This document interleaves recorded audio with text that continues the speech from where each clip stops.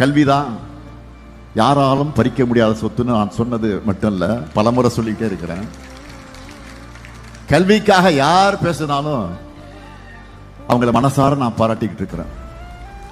அப்படித்தான் இதே கடலூர் சாத்திப்பட்டு கிராமத்தை சார்ந்த செல்ல பசங்க 2 பேர், தேவாவையும் பேர் சொல்லுங்க,